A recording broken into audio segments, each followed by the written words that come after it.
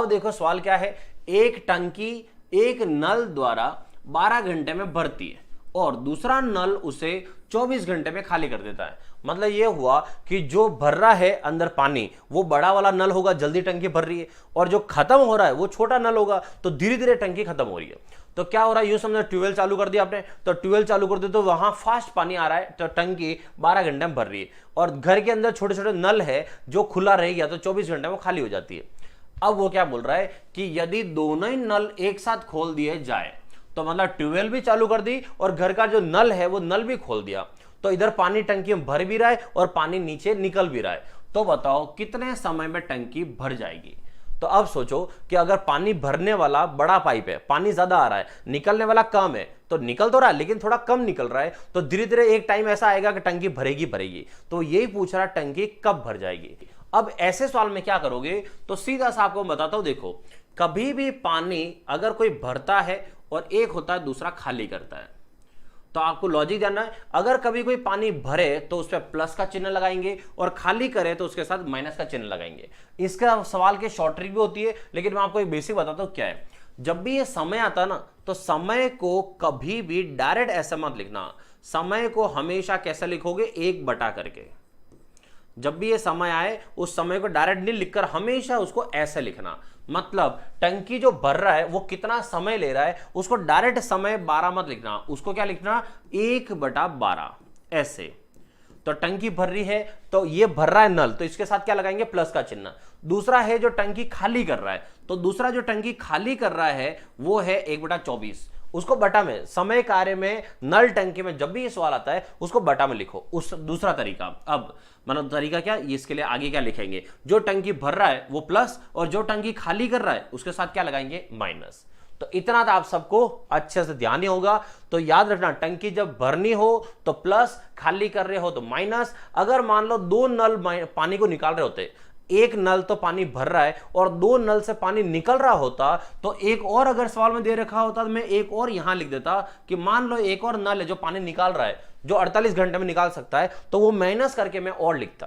Clear? तो आपको समझ में आ गया होगा करना क्या है, भरे तो प्लस और खाली करे तो माइनस। अब एलसीएम लेते हैं, तो नीचे से क्या है, 12 और 24, 12 का भाग 24 में जा रहा है, मतलब इस सवाल का 24 एलसीएम हो गया। ठीक है, अब 12 का भाग 24 में कितनी बार गया, 2 बार। 2 का 1 से गुणा क्या, कितना आया, 2 माइनस 24 का 24 में भाग कितनी बार, 1 बार। 1 का 1 से गुणा 1, तो 2 माइनस 1, 1/24, तो 1/24। अब हमने क्या किया था, जो समय सवाल के अंदर आया था उसको बटा बटी करके लिखा है। तो जो हमारा फाइनल आंसर होगा, वो फाइनल आंसर जो होगा उसके लिए हम जो आंसर आया है उसको वापस क्या कर देंगे, सही कर देंगे, क्योंकि हमने उसको पलट के लिया है इसलिए लास्ट में वापस सही कर देंगे। तो 1/24 को वापस फाइनली पलटेंगे तो 24/1, और 24/1 का मतलब हुआ 24 घंटे, मतलब 24 घंटे में टंकी पूरी की पूरी भर जाएगी। ठीक है, तो 12 घंटे में जो भर रही थी अब वो 24 घंटे में भरेगी क्योंकि पानी निकलता जा रहा है। क्लियर? चलो अब देखो, एक कीड़ा सीधे लाइन में, ये बहुत अच्छा सवाल था, जब मैंने सुबह बोला था स्टाफ को ये जरूर लेना सवाल। तो देखो, एक कीड़ा सीधी लाइन से चल रहा है, तो सीधी लाइन से चल रहा है, ठीक है, वह प्रति मिनट 15 सेंटीमीटर दूरी तय करता है। तो प्रति मिनट मतलब 1 मिनट में 15 सेंटीमीटर चलता है, प्रति 15 सेंटीमीटर के बाद वो 2.5 सेंटीमीटर वापस आता है। तो इसका मतलब है, यूं समझो यहां पर एक सीधी लाइन में वो जा रहा होगा, अब वो कीड़ा यहां से यहां तक गया, कितना हुआ, 15 सेंटीमीटर, तो 1 मिनट का टाइम हो चुका है, वो 15 सेंटीमीटर गया, लेकिन प्रत्येक 15 सेंटीमीटर के बाद वो वापस पीछे आ जाता है, कितना, 2.5, तो 2.5 वापस आया। अच्छा, वापस आया तो वापस आगे भी तो जाएगा, तो इसका मतलब है यहां से यहां तक 2.5 वापस जब तक वो आएगा तब तक देखो वो कितना चल चुका वापस, भाई 1 मिनट में 15 सेंटीमीटर जा चुका था, अब वो 2.5 वापस पीछे आया, फिर 2.5 वापस आगे जाएगा क्योंकि आगे भी तो कंटिन्यू चल रहा है वो। तो क्या बोला है कि 2.5 सेंटीमीटर वापस आता है, तो 1 मीटर की दूरी तय करने में कितना समय वो लेगा। तो आप पॉइंट को समझना यहां पर, ठीक है। सबसे पहले वो यहां से यहां तक गया 15 सेंटीमीटर, तब तक 1 मिनट हो गया।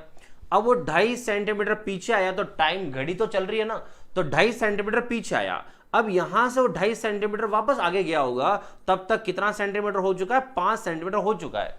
और वो 1 मिनट में कितना चलता है, 15 सेंटीमीटर चलता है। तो 5 सेंटीमीटर तो उसको यूं आके यूं जाने में लग गए, तो अब आगे और कितना जाएगा, अब जाएगा वो 10 सेंटीमीटर जाएगा और 15 सेंटीमीटर का सफर तय हो जाएगा। तो 15 सेंटीमीटर में वापस 1 मिनट हो जाएगा। बात को समझ आ रही है क्या कह रहा हूं? तो सबसे पहले 15 सेंटीमीटर गया, 1 मिनट का टाइम हो गया, अब वो रिवर्स आया 2.5, तो वापस आगे 2.5 गया, तब तक वो वही है जहां पहले था। तो 5 सेंटीमीटर तो ये हो गया और फिर वो आगे जाएगा 10 और टाइम हो गया 15 सेंटीमीटर का। तो इसका मतलब है 10 आगे और गया तो 15 तो पहले से ही था, 10 और आगे बढ़ गया तो कितना हो गया, 25। इसका मतलब हुआ वो 25 सेंटीमीटर पहुंचा है कितने मिनट में, 2 मिनट में। तो 2 मिनट में वो चल पाया है 25 सेंटीमीटर। अब सवाल में पूछा है कि 1 मीटर की दूरी तय करने में कितना समय लगेगा। तो 1 मीटर, तो दोस्तों 1 मीटर में कितने सेंटीमीटर होते हैं, 100 सेंटीमीटर। तो 1 मीटर में 100 सेंटीमीटर, मतलब ये बोल रहा है कि 100 सेंटीमीटर जाने में कितना टाइम लग जाएगा। तो भाई आप देखो 25 सेंटीमीटर से 100 सेंटीमीटर जाने में कितना गुना सफर है, 4 गुना सफर ज्यादा है। तो 4 गुना सफर ज्यादा है तो टाइम भी तो 4 गुना ज्यादा लगेगा, तो टाइम भी 4 गुना ज्यादा लगेगा। इसका मतलब 2 × 4, 2 × 4 कितना हो गया, 8 मिनट। मतलब इसको 100 सेंटीमीटर की दूरी तय करने में टोटल कितना टाइम लगने वाला है, 8 मिनट का टाइम लगेगा। ठीक है, अब जिन बच्चों को याद हो तो मैं उन्हें बता दूं कि ये सवाल जो है क्लास में या ऑनलाइन में मैंने बहुत बार पढ़ाया है। बहुत बार कब पढ़ाया, चलो याद दिलाता हूं मैं। एक बंदर कुएं में गिर जाता है, तो एक बंदर कुएं में गिर जाता है, पहले वो छलांग मारता है, फिर स्लिप होता है, फिर छलांग मारता है, फिर स्लिप होता है, फिर छलांग मारता है, फिर स्लिप होता है। तो यहां पर क्या हो रहा है, एक कीड़ा आगे गया, फिर पीछे आया, फिर आगे गया, फिर पीछे आया, फिर आगे गया। तो इसका वाला सवाल तो वही है।